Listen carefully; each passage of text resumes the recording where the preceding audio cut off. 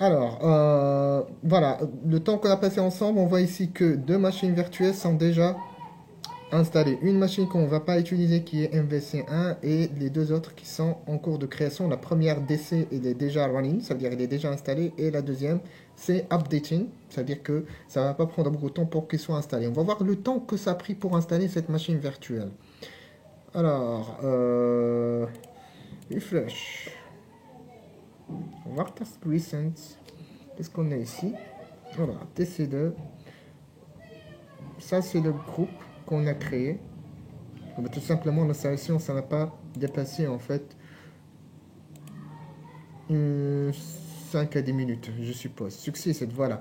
Alors, celle-là, si vous vous rappelez, on a lancé à 6h50. Et c'est terminé à 6h59, qui veut dire que l'installation de la machine, la configuration, ça a pris précisément 9 minutes. On peut confirmer, je ne sais pas si on a les heures ici. Voilà, voilà. Ça, bien sûr, je crois que c'est pas heure. Oui, exactement. Voilà. Création. Created. 7h50. Bon, peu importe. C'est parce qu'on peut descendre ici. Mais en gros, moi, je me rappelle très bien, c'est qu'on l'a lancé à 6h50 et l'installation s'est terminée à 6h59, qui veut dire que l'installation, la configuration de la machine virtuelle a pris précisément 9 minutes. Chose qui est très bien. On va voir en fait l'autre machine virtuelle. Est-ce qu'on l'a installée?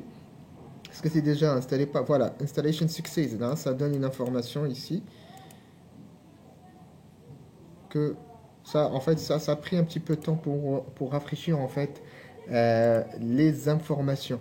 Mais là, toutes les machines sont installées en moins de 15 minutes, ce qui est très très bénéfique pour une entreprise et pour le service IT en général.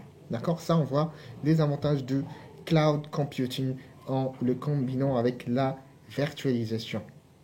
Voilà, alors les deux machines sont connectées. On a dit qu'on a créé notre data center. Rappelez-vous, on l'appelait Moroccan Virtualization. Et normalement, si on vient ici, on doit retrouver nos machines virtuelles. Voilà, on a nos machines virtuelles DC, DC2. Ça, ce sont des cartes réseau. On va voir les adresses IP qu'ils ont pris. Alors, cette carte réseau, c'est la carte. L'adresse IP, on a dit c'est automatique. Alors, automatiquement, il a pris le 10.0.0.4. D'accord? Et ça concerne la machine DC. Est-ce que c'est clair? L'autre machine, ça doit être 10.0.0.5, je suppose. Exactement, c'est la même chose. Voilà, notre DHCP a déjà attribué les machines, des attributs à nos machines virtuelles. Alors là, c'est bon. Nos machines sont installées, sont créées, sont configurées. Est-ce qu'il faut voir maintenant comment on peut se connecter à cette machine virtuelle? Alors, on va essayer de se connecter à une machine. On va prendre le DC1 par exemple. Alors, DC1, il doit nous donner des informations sur cette machine. Voilà la machine virtuelle. Et ça, c'est la version gratuite. Normalement, qu'est-ce qu'il nous faut pour se connecter? On a dit que le 10.10.0.4, on va l'utiliser pour se connecter avec l'autre machine qui est le 10.0.0.0.5, qui font partie de la même réseau. Mais pour se connecter en externe, c'est une adresse IP public. Alors dans ce cas-là, pour avoir l'adresse IP publique, on va essayer de chercher ici. Voilà notre adresse publique, le 13.80, 13.208.201. Alors pour se connecter tout simplement à cette machine, il faut venir ici. Ça, ce sont ces boutons, c'est pour démarrer, arrêter la machine. D'accord? C'est très simple. Hein? Vous voyez, en fait, l'interface, elle est très très lisible. Alors pour se connecter à cette machine, on va faire connect. Alors si on fait connect, il va nous générer en fait un fichier qui est tout simplement Remote Desktop, qui est les informations de la machine virtuelle. On clique ici et on va voir Connect. Est-ce qu'on pourra se connecter à cette machine? Alors on va appeler... J'ai pas de domaine, ça doit être normalement local. Hein? C'est-à-dire la machine est locale parce que j'ai pas de contrôleur de domaine. Je l'ai appelé, le nom d'utilisateur, c'était Nabil. Mot de passe. Je ne me rappelle pas, est-ce que c'était le bon mot de passe? Oui, c'est le bon mot de passe. Et voilà, mesdames et messieurs, vous êtes connectés à votre machine virtuelle, vous êtes connectés à votre ordinateur. Super. Alors là, on est connecté à notre machine. Bien sûr, elle est en train de charger notre desktop. Et ça va être, et ça va devenir mon ordinateur. Ça veut dire cet ordinateur, ça va être mon d'ordinateur que je peux utiliser. Je peux installer les applications, je peux faire ce que je veux avec. Alors, on va voir est-ce que notre adresse IP, je peux installer par exemple des rôles. Je sais pas, hein. On va voir déjà l'adresse IP pour s'assurer est-ce que l'adresse, bien sûr, privée, c'est la même. Alors, CMD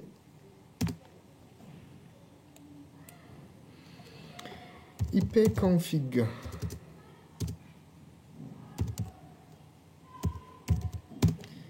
Là, c'est notre adresse 10.0.0.4. On va essayer de pinguer l'autre machine qui doit être sur le même data center, qui utilise le même réseau, parce que le réseau virtuel, elle est créé par les ressources. Alors, je sais pas est-ce que ça fonctionne, parce que pour vous, en fait, c'est la première fois que je suis en train de tester ces trucs sur un cloud, hein, juste pour être honnête avec vous. 10.0.0. C'est-à-dire en QWERTY, le clavier. Non, c'est en FR. Hein. Alors, je vois ici que c'est en FR. Alors, on a dit notre adresse est .4. On va pinguer la .5.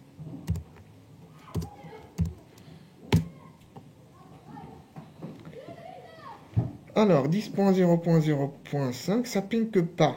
Alors, ça peut être quoi, à votre avis? Ça peut être un problème de sécurité, on ne sait pas, on va voir. Parfait. Security. On va voir, est-ce qu'on a un parfait ici? Oui, on a un parfait. On va faire turn off, ok. C'est bon. Et on va essayer de retester.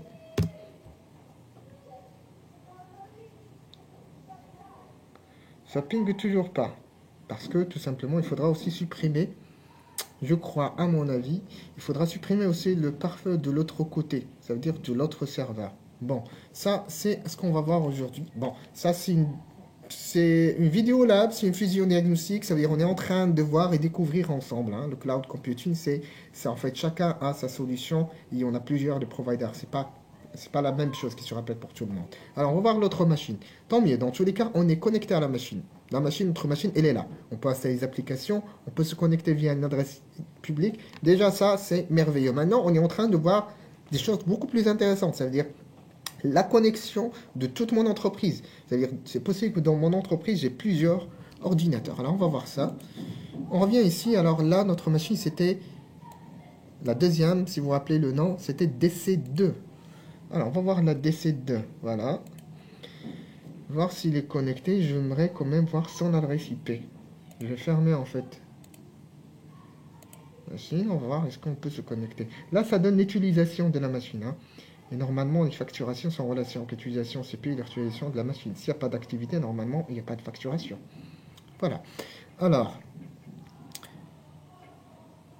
ça, c'est l'adresse IP de la DC2. On va essayer de se connecter. Sinon, on fait connect. Et là, on essaie de se connecter à notre DC2. Connect. Et c'est local. Nabil. Et on a tout simplement le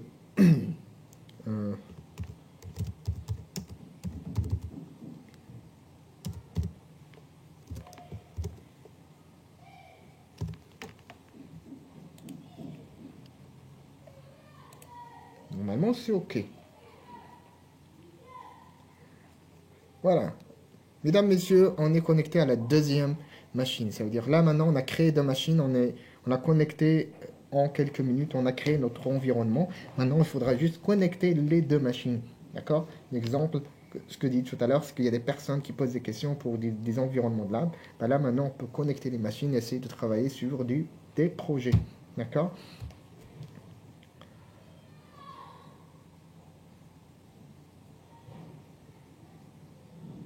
Alors voilà, on est connecté. On va s'assurer de l'adresse IP. Rappelez-vous, on a dit c'était 10.0.0.5 ipconfig. Yes. Alors, on va essayer de pinguer l'autre machine. Mais bien avant, il faudra supprimer le pare-feu. Contrôle panel. Security. Pare-feu. Et on va essayer de désactiver.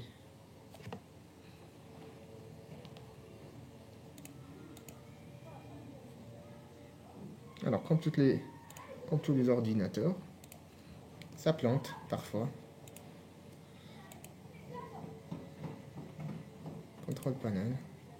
Parce que c'est le premier démarrage et là je suis en train de configurer. Il faudra donner un petit peu de temps.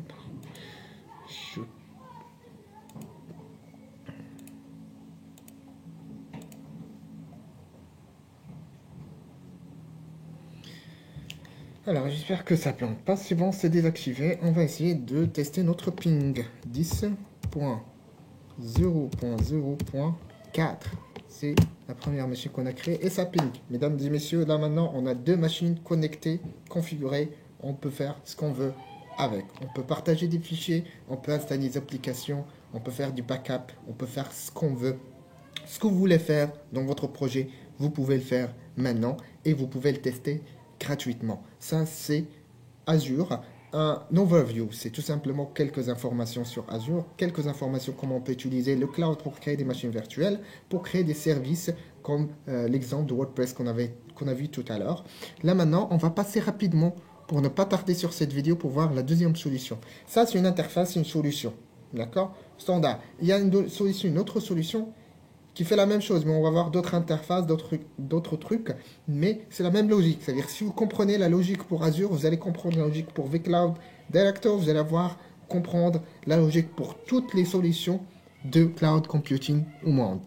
Alors, j'ai fait pareil. Pour vCloud Director, on a un test de 3 mois. J'ai fait la facturation, j'ai reçu un email. Voilà, mon nom d'utilisateur, se connecter, mon adresse et tout. Et ça, c'est une version de test aussi de 3 mois. Facturation, je crois qu'elle est à 0 $. Je ne sais pas si mentionné ici. Mais dans tous les cas, c'est ça. C'est tout simplement, vous allez faire la même chose pour vCloud. Et lorsque vous vous connectez, en fait, bah, tout simplement, vous avez accédé à, à ce portail pour pouvoir utiliser votre service cloud. On va voir qu'on a pratiquement la même chose, mais c'est un petit peu différent. Voilà, alors là, je me connecte en fait à mon vCloud. C'est la solution de Cloud Computing VMware. Et là, on voit en fait, on a 3 types de services. Déjà, ça, c'est Object Storage Powered. Ça veut dire si vous n'avez pas besoin de machine virtuelle, vous avez besoin d'un espace de stockage sécurisé et performant pour vos données. Vous, en tant qu'entreprise, vous n'arrivez pas à gérer les données, vous avez besoin d'espace que vous ne voulez pas acheter une baie de disque, une solution de stockage chez vous. Vous pouvez utiliser ce service. On a dit Cloud Computing, c'est le service. C'est le service de stockage. Sinon, je peux avoir un cloud ou un ensemble, un data center, comme ce qu'on avait sur Azure. Et là, c'est les accès. Parce que là, j'ai différentes machines virtuelles. Je vais donner à chacun un accès, dépendamment de son besoin et de ses privilèges. Nous, bien sûr, on veut avoir un cloud, comme ce qu'on a fait sur Azure.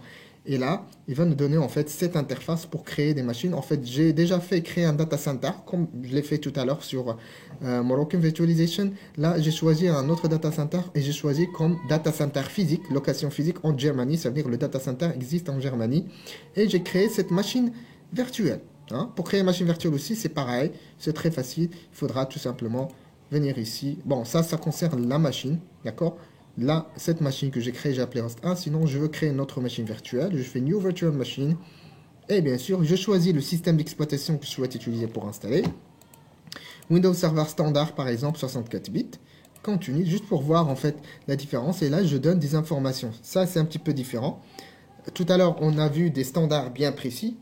Là, maintenant, on voit qu'on a la main pour jouer dans les CPU. On a entre un CPU et 16 CPU. Je vais utiliser une machine, par exemple, avec 8 CPU, 8 corps. La mémoire, on me donne par défaut 2 Go. Je peux utiliser une machine avec, je sais pas, 45 Go de RAM, qui est très énorme.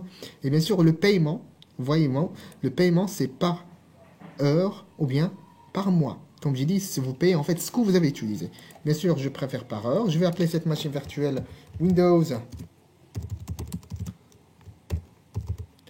2008.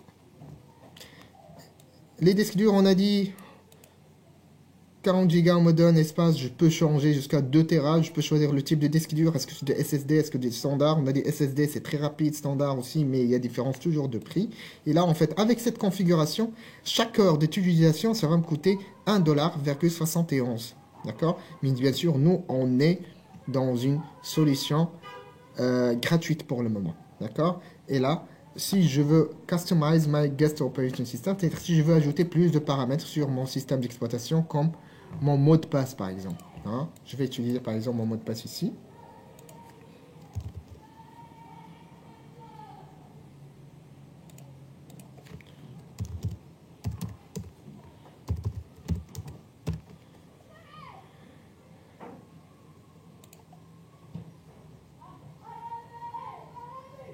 Voilà. Je peux ajouter une description et là, bien sûr, create my virtual machine. Alors, toujours des problèmes dedans, il faudra à chaque fois trouver des solutions. C'est quelque chose qu'il faudra modifier, je sais pas. On va appeler comme tout à l'heure, hein, DC.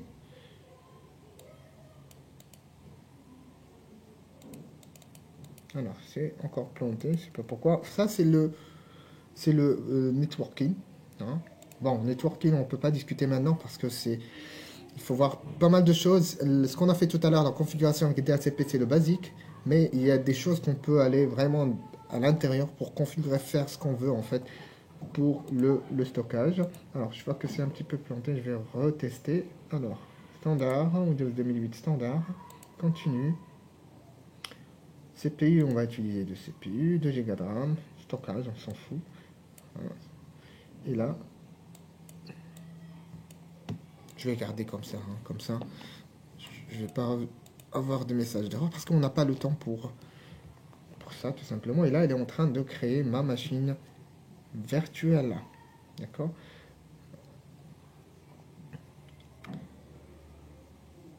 Alors, sinon, ici, pour accéder en fait au service, là, il y a ce qu'on appelle le Bitnami Open Source Template. Ce sont des services pour accéder en fait aux applications. Comme tout à l'heure, comme ce qu'on avait sur Azure, on a accès aussi à des applications, à des services, comme Joomla, comme WordPress, comme pas mal d'autres. C'est toujours la même solution. C'est juste l'accès qui change. Hein, mais la logique est toujours la même. On a bien sûr des tutoriels ou des tutoriaux, je sais pas, c'est comme ça qu'on appelle, mais en anglais tutoriel. Hein.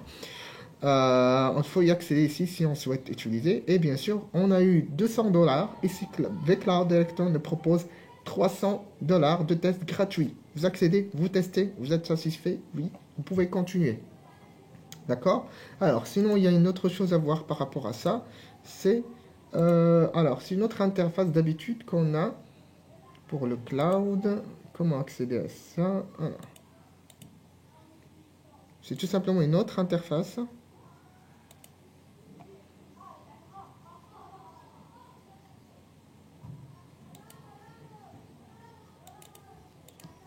Je vais voir si c'est ça. Alors, c'est une autre interface, on peut faire plus de configuration.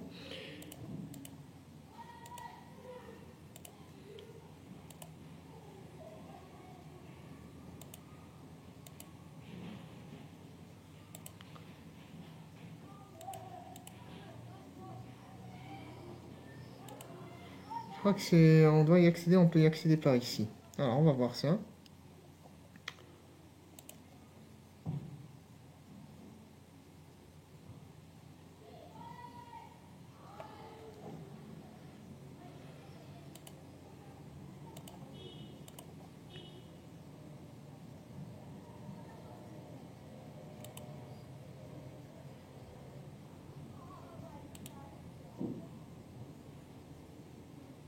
Ça, c'est pour pouvoir se connecter à cette machine.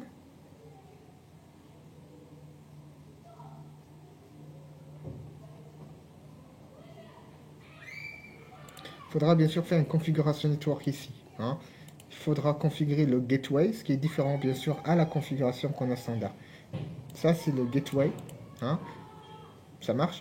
Tout à l'heure, en fait, on pouvait juste cliquer et en fait, sur Azure, il ne sort tout simplement un fichier, on l'exécute et va le diriger directement vers la machine. Ici, il faut faire plus de configuration. C'est un petit peu pas compliqué, mais ça demande en fait de mettre des informations, donner le gateway IP pour le switch de connexion, d'accord, qui nécessite tout simplement plus de travail, mais plus de paramètres plus de choix. Ça veut dire tant que tu peux toi-même configurer ce que tu veux, bah, tu as plus de choix, plus d'options, tout simplement.